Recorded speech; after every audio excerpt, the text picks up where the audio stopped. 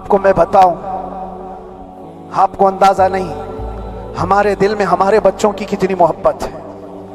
میرے بھی چھوٹے سے بچے جب وہ جیل کی سلاخوں کے سامنے آ کر آنسو بہاتے تھے تو دل پر چھریاں چلتی تھی۔ وہ بچے جو ہمیشہ ہمارے سینے پر سوتے رہے، آج میں ان کو چھو بھی نہیں سکتا۔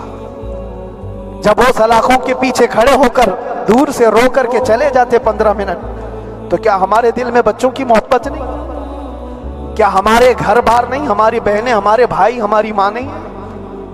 کتنے تو دن ایسے ہوئے کہ میری ماں کو دورے پڑتے رہے یاد کے لیے، تو کیا وہ ہمارے اوپر کیفیت نہیں آتی کہ ہم خامخواہ یہ مصیبت کیوں مول لیے؟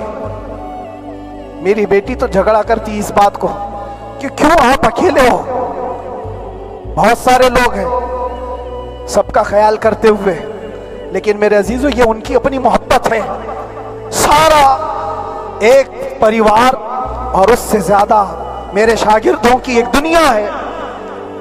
کتنے ایسے ہیں، میں جانتا ہوں کہ 8 مہینے تک نرم غذا نہیں کھائی میرے ان بچوں نے۔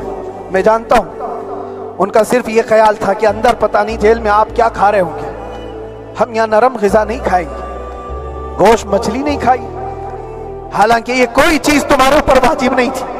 یہ حالات میں اس لیے بتا رہا ہوں میرے عزیز، کسی کے وہم و گمان میں اگر یہ ہے تو نکال دے کہ میرے آس پاس کچھ نہیں ہے، میں کسی کو چاہتا نہیں، یا میرے ساتھ محبتیں نہیں ہیں۔ کثرت سے محبت کرنے والے لوگ ہیں میرے پاس، میرے ان بھائیوں کی اور میرے بہنوں کی، میرے گھر والوں کی محبت تو ایسی ہے کہ ان کے گھروں کے بچوں کے معاملات بھی بغیر مجھ سے پوچھے نہیں ہوتے۔ اگر 8 مہینے اندر رہا تو کسی کا رشتہ نہیں تو بات چیت بھی نہیں ہے، رشتہ نہیں ہوگا جب تک یہ نہ آئے، سارے کام ڈیپینڈ رہتے تھے۔ مجھے بھی ان تمام چیزوں کا احساس ہے، لیکن یہ سب چیزیں ایک طرف، میرے مصطفیٰ کی عزت اپنی طرف۔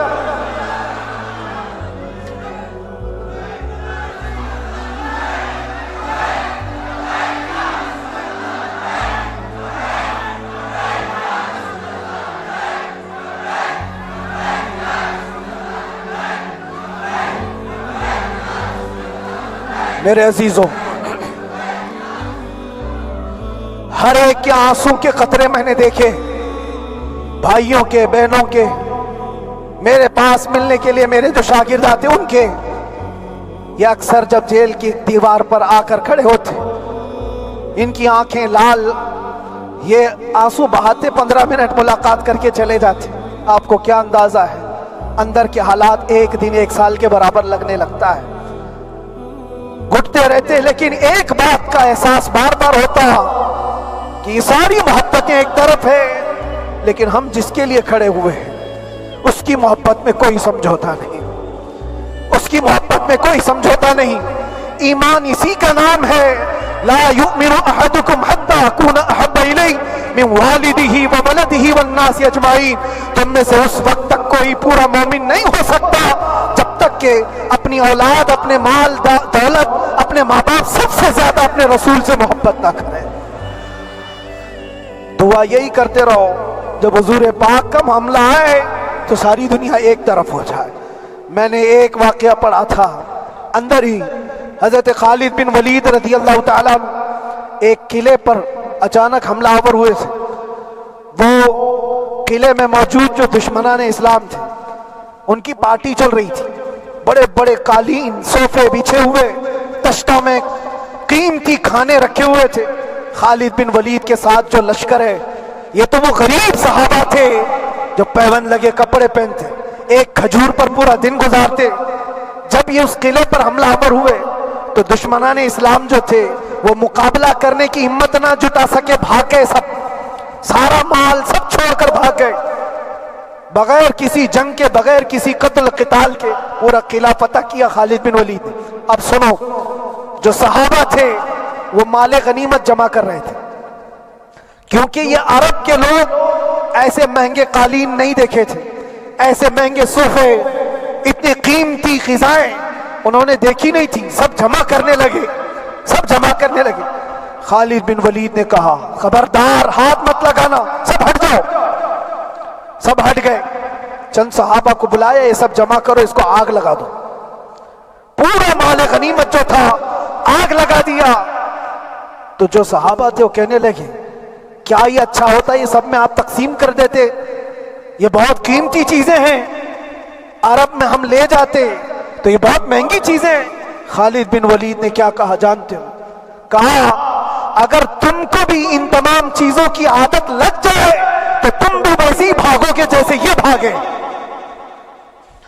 یہ آج جو ہمارا مقابلہ کرنے کی طاقت نہ لا سکے اور بھاگ گئے، اس کی وجہ یہ ہے کہ وہ عیش پرست ہے، عیاشی ان کے اندر تھی جس کی وجہ سے وہ کھڑے نہ ہو سکے، اور جب یہ عیاشی آئے گی تم کھڑے نہیں ہو سکو گے، کھڑے نہیں ہو سکو گے۔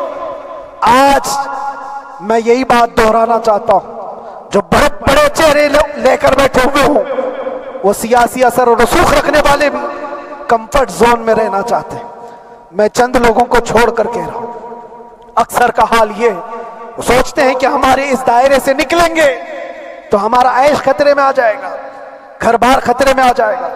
یہ دنیا کی محبت انسان کو بزدل بناتی ہے، بزدل بناتی ہے۔ اس لیے میرے عزیزو، آپ جب کبھی یہ بات آئے، ایک طرف میرا پورا خاندان، ایک طرف میرے عیش کی زندگی اور ایک طرف رسول پاک کی عزت کا معاملہ، تو آپ مجھے بتاؤ آپ کس بات کا فیصلہ لیں گے؟ اسی بات کا فیصلہ لینا ہوگا نبی پاک صلی اللہ تعالی علیہ وسلم کی عزت کی خاطر، تمہیں اس بات کا فیصلہ لینا ہوگا۔ اپنا سب کچھ گنبد خضرا کل بھی تھا آپ، میرے نبی سے میرا رشتہ کل بھی تھا آپ، اور بتلا دو گستاخ نبی کو غیرت سنی زندہ ہے، ان پہ مر مٹنے کا جذبہ کل بھی تھا آپ۔ بس یہ جذبہ باقی رہے، ہم کسی کو لڑنے کے لیے، مرنے کے لیے، مارنے کے لیے میدانوں میں اتارنے کی بات نہیں کرتے۔ میں اکثر اپنی تقریروں میں کہا کرتا ہوں، یا آپ سے پہلے بھی کیا، اگرچہ میری تقریروں کو ڈائیورٹ کیا جاتا ہے، آج بھی بہت لوگ ہوں گے، بلکہ آج مدن پورہ کا یہ پہلا جمعہ ہے، مجھے اندازہ ہے پورا ہندوستان نہیں باہر بھی سب کی نظریں اس پار ہیں کہ آنے کے بعد یہ کیا بولتا ہے، آنے کے بعد یہ کیا بولتا ہے۔ سب اسی انتظار میں ہیں، میں سب کو ایک ہی میسج دوں گا، آنے کے بعد وہی بولے گا جو پہلے بولتا تھا۔